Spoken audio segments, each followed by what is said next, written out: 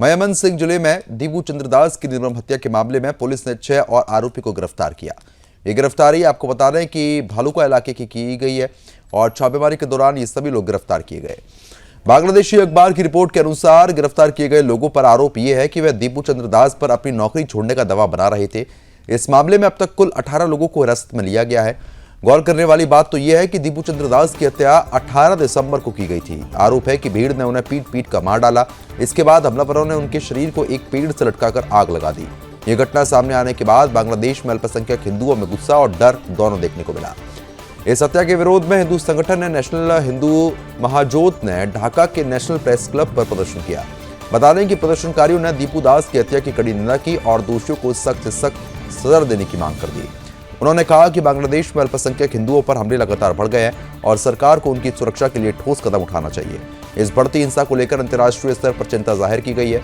विश्व हिंदू परिषद के नेता विनोद बंसल ने कहा कि चुनाव से पहले हो रही ये हिंसा पूरी दुनिया के लिए चेतावनी है। उन्होंने संयुक्त राष्ट्र से इस मामले में तुरंत दखल देने की मांग की। साथ ही ये सवाल भी उठाया कि अंतर्राष्ट्रीय मानवाधिकार संगठन इस मुद्दे पर चुप क्यों है। इससे पहले संयुक्त राष्ट्र महासचिव एंटोनियो ने बयान जारी कर बांग्लादेश के लोगों से अपील की थी कि वह हिंसा से दूर रहें और तनाव कम करें और शांति बनाए रखें ताकि चुनाव शांतिपूर्ण माहौल में हो पाए। संयुक्त राष्ट्र मानवाधिकार प्रमुख ने कहा कि बदले और हिंसा से स्थिति और बिगड़ेगी और जरूरी है कि लोगों को बिना डर के अपनी बात रखने और सार्वजनिक जीवन में हिस्सा लेने का अवसर मिले। इस पूरे मामले पर भारत ने भी तीखी प्रतिक्रिया यहां पर दी है। अभिनेत्री और पूर्व सांसद जयाप्रदा ने दीपू चंद्रदास की हत्या की कड़ी निंदा की। उन्होंने सबसे पहले आपको बताने के बयान दिया, बेहद दिल दहला देने वाली इसको घटना बताया। जयाप्रदा ने कहा कि एक निर्दोष हिंदू युवक को भीड़ ने मार डाला और उनके साथ अमानवीय व्यवहार किया गया। उन्होंने इसे धर्म पर हमला बताते हुए कहा कि मंदिर तोड़े जाने, महिलाओं पर हमले, ऐसी घटनाओं पर अब चुप्पी नहीं साधी जा सकती है। अभिनेत्री जानवी कपूर ने भी दीपू चंद्रदास की हत्या को नरसंहार करार दिया। 25 दिसंबर को उन्होंने इंस्टाग्राम स्टोरी पर एक नोट साझा किया जिसमें उन्होंने लिखा कि बांग्लादेश में जो हो रहा है वे बेहद ही बर्बादपूर्ण है और ये कोई अकेली ऐसी घटना नहीं है। जानवी के अनुसार दीपू भालुका इलाके में एक टेक्सटाइल कंपनी पायनियर नेटवर्क में काम किया करता था। फैक्ट्री में ईशनिंदा की अफवाह फैलाई गई जो फैक्ट्री के बाहर तक पहुंच गई। रात करीब 9 बजे भीड़ इकट्ठा होती है। अंदर घुसकर दीपू को खींचा गया, लात घूसों और डंडों से पीटा गया, कपड़े फाड़ दिए गए। मौत के बाद शव को पेड़ से लटकाकर जला दिया गया। दरअसल मीडिया रिपोर्ट्स के मुताबिक इस साल जनवरी में अब तक बांग्लादेश में 50 से ज्यादा गैर मुस्लिम हत्याएं हो चुकी है। कई मामलों में झूठे आरोप लगाए गए। इन आरोपों के पीछे राजनीतिक तनाव है, चुनावी माहौल, कट्टरपंथी सोच और सोशल मीडिया पर फैलने वाली अफवाहों को बड़ी वजह माना गया। इसी बीच गुरुवार को एक और हिंदू युवक की हत्या की खबर सामने आती है। राजबाड़ी जिले में भी आपको बता दें कि 29 वर्षीय अमृत मंडल उर्फ सम्राट को भीड़ ने पीट कर मार डाला। पुलिस के अनुसार अमृत पर जबरन वसूली का आरोप था। हालांकि पुलिस ने यह भी बताया कि अमृत के खिलाफ पहले से 2 मामले दर्ज थे, लेकिन सवाल अब भी वही है कि क्या भीड़ को कानून अपने हाथ में लेने का अधिकार बांग्लादेश में मिल गया है और क्या बांग्लादेश में अल्पसंख्यकों की सुरक्षा केवल बयानबाजी तक ही सीमित रह जाएगी।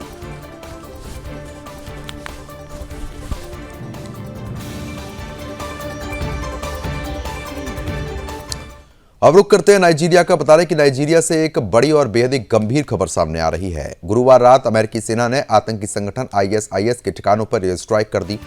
बता दें कि इस कार्रवाई में खुद अमेरिकी राष्ट्रपति ट्रंप ने सोशल मीडिया पोस्ट के जरिए एक जानकारी साझा की और इसे वैश्विक आतंकवाद के खिलाफ कड़ा संदेश बताया। राष्ट्रपति ने कहा कि नाइजीरिया में आईएसआईएस ईसाइयों को निशाना बनाकर लगातार बेरहमी से हत्या कर रहा है और अमेरिका इस तरीके की हिंसा को किसी भी तरीके से बर्दाश्त नहीं करेगा। ट्रंप के अनुसार ये सैन्य कार्रवाई निर्दोष लोगों की हत्या के जवाब में की गई है और जरूरत पड़ने पर आगे भी ऐसे कदम उठाए जाएंगे। ट्रंप ने अपने पोस्ट में आईएसआईएस आतंकियों को आतंकी कचरा बताया। उन्होंने लिखा कि यह संगठन लंबे समय से निर्दोष ईसाइयों की निर्मम हत्या करता है। राष्ट्रपति के मुताबिक इस ऑपरेशन में अमेरिकी सेना ने कई परफेक्ट स्ट्राइक की हैं, यानी कि लक्ष्य पूरी तरीके से नष्ट कर दिए गए। हथियार बेहद सटीक थे और संदेश पूरी दुनिया के लिए साफ था। ट्रंप ने 2 टूक शब्दों में कह दिया कि अमेरिका कट्टर इस्लामी आतंकवाद को पनपने नहीं देगा। पोस्ट के अंत पर उन्होंने तीखे अंदाज में लिखा, सभी को क्रिसमस की बधाई, मारे गए आतंकियों को भी। साथ ही चेतावनी दी है कि अगर ईसाइयों की हत्या जारी रही तो आगे भी आतंकी मारे जाएंगे। ट्रंप ने अमेरिकी रक्षा मंत्रालय के डिपार्टमेंट ऑफ वॉर कहते हुए सेना की खुलकर सराहना की।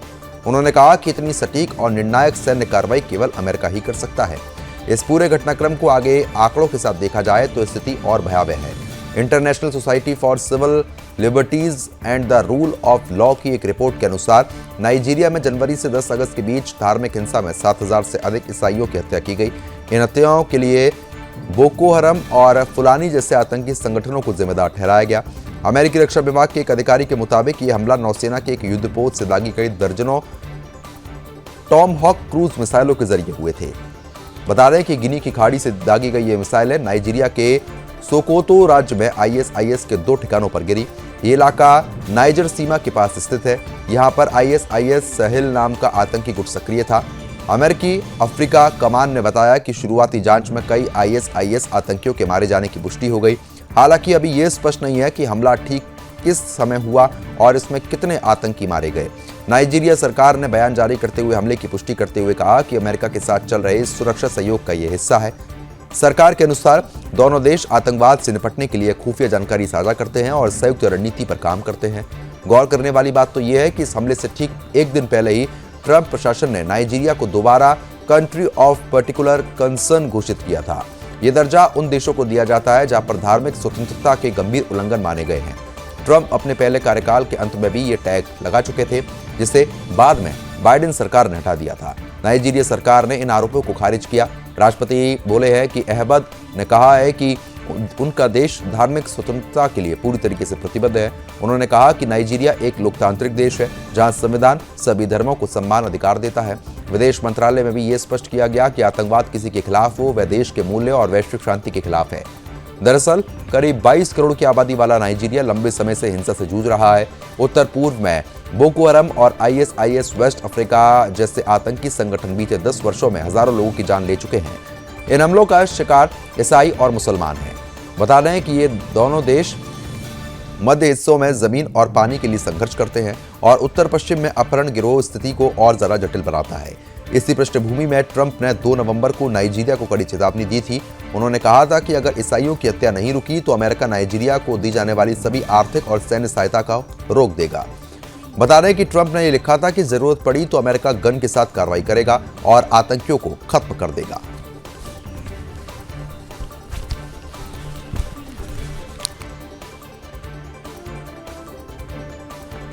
तो फिलहाल तस्वीरें जो हमें आपको लगातार दिखा रहे हैं, जहां पर बेहद ही सटीक निशाने के साथ ये अटैक हुआ था, जिसमें कई आईएसआईएस के जो आतंकी हैं वो मारे गए हैं। तस्वीरें आप देख सकते हैं। आईएसआईएस के आतंकियों को मारने के लिए अमेरिकी सेना ने एकदम सटीक हमले किए, जिसकी तारीफ खुद राष्ट्रपति ट्रंप की तरफ से यहाँ पर की गई है। राष्ट्रपति ट्रंप लिखते हैं कि ऐसे आतंकियों को बिल्कुल भी यहाँ पर नहीं पनपने दिया जाएगा और उन सभी आतंकियों को मैरी क्रिसमस जो इसमें मारे गए।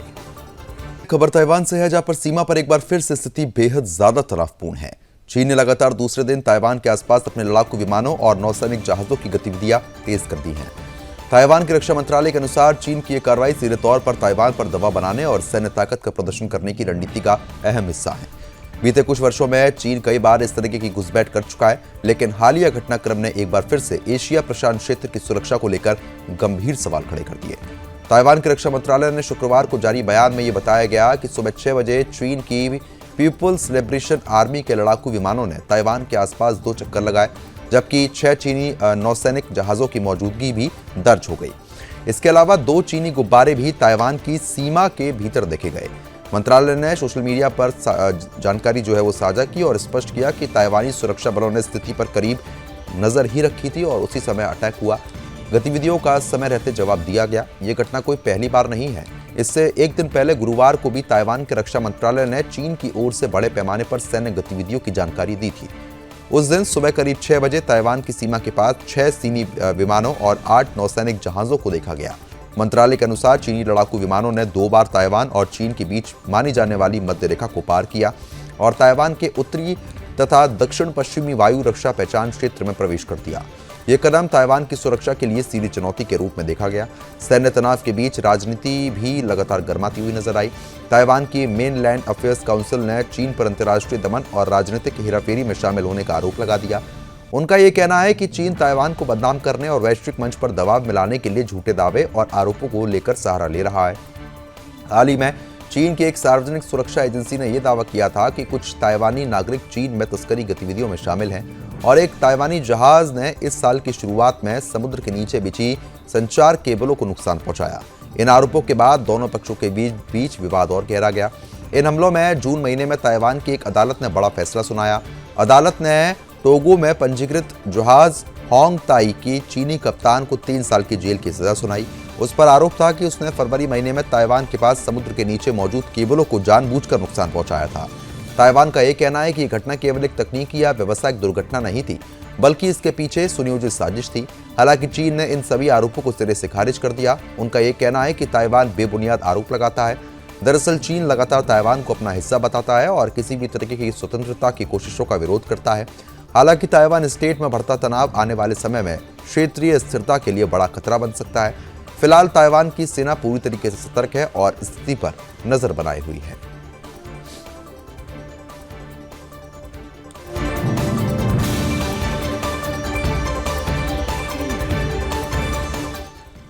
खबर कनाडा के टोरंटो शहर से है, जहां पर भारतीय समुदाय को एक बार फिर से गंभीर सदमा लगा। यूनिवर्सिटी ऑफ टोरंटो के पास 20 वर्षीय छात्र शिवांक अवस्थी को गोली मार दी गई और उनकी हत्या कर दी गई। यह घटना न केवल डर का माहौल पैदा करती है, बल्कि स्थानीय प्रशासन और भारतीय दूतावास को भी सतर्क करती है। वास्तव में ये टोरंटो में 2025 की 41वीं हत्या है। ठीक सुना आपने, टोरंटो में ये 41वीं हत्या हुई है। पुलिस के अनुसार 23 दिसंबर को दोपहर में हत्या की सूचना मिली थी। मौके पर पुलिस पहुंची तो शिवांक अवस्थी को गोली लगने की जानकारी मिली। उन्हें तुरंत अस्पताल भर्ती कराया गया, लेकिन डॉक्टरों ने मृत घोषित कर दिया। घटना कैंपस के पास होने से छात्र समुदाय में सुरक्षा को लेकर चिंता बढ़ गई। दरअसल पुलिस ने बताया कि हत्या के तुरंत बाद संदिग्ध मौके से फरार हो गए थे। पुलिस ने स्थानीय लोगों से अपील की है कि यदि संदिग्ध से जुड़ी कोई जानकारी मिलती है तो तुरंत पुलिस को सूचना दें। इस मामले में टोरंटो पुलिस पूरी सतर्कता के साथ काम कर रही है। यह केवल एक अकेली ऐसी घटना नहीं है। 3 दिन के भीतर ये दूसरी घटना है जिसमें भारतीय मूल के नागरिकों की हत्या हो रही है। इससे पहले 20 दिसंबर को भारतीय मूल की महिला हिमांशी खुराना की उनके पार्टनर द्वारा हत्या कर दी गई थी। 30 वर्षीय हिमांशी खुराना टोरंटो में रहती थी। पुलिस ने इस मामले में संदिग्ध अब्दुल के खिलाफ गिरफ्तारी वारंट जारी कर दिया। पुलिस के अनुसार 19 दिसंबर 2025 की रात वेलिंगटन स्ट्रीट वेस्ट इलाके में हिमांशी के लापता होने की सूचना मिली। अगली सुबह पुलिस ने घर के अंदर उनका शव बरामद किया और मौत को हत्या मानकर जांच शुरू कर दी। पुलिस ने बताया कि अब्दुल पीड़िता को जानता था और यह मामला पार्टनर के साथ हिंसा से जुड़ा है। टोरंटो में भारतीय दूतावास ने इस दुखद घटना पर गहरा दुख व्यक्त किया है। दूतावास ने यह कहा कि शिवांक अवस्थी के परिवार के संपर्क में हम लोग हैं और स्थानीय अधिकारियों के साथ मिलकर हर संभव मदद मुहैया कराई जा रही है। दूतावास ने शिवांक को एक युवा भारतीय डॉक्टरेट छात्र बताया। यह घटनाक्रम कनाडा में भारतीयों के खिलाफ बढ़ते हेट क्राइम्स का चिन्ह है। इसके पीछे मुख्य कारण इमिग्रेशन से जुड़ी नाराजगी और रिजिम्स माना जा रहा है। कनाडा में भारतीय छात्रों और इमिग्रेंट्स की संख्या काफी तेजी के साथ बढ़ी है। 2022 में ही 3 लाख से ज्यादा भारतीय छात्र कनाडा में थे। कुछ कनाडाई लोग इसे हाउसिंग क्राइसिस, नौकरी की कमी और पब्लिक सर्विसेज पर बोझ मानते हैं। इस वजह से एंटी इमिग्रेंट सेंटीमेंट बढ़ा, जो हेट क्राइम्स और ऑनलाइन अब्यूज से नजर आता है। कुछ भारतीयों ने कहा कि उनके खिलाफ नफरत बढ़ रही है। यह घटनाक्रम कनाडा में भारतीय समुदाय के लिए एक चिंता का बड़ा कारण है। स्थानीय प्रशासन और भारतीय दूतावास सतर्क है, लेकिन सवाल ये उठता है कि क्या भविष्य में इस तरीके के हेट क्राइम्स को रोकने के लिए कोई ठोस कदम उठाए जाएंगे क्या?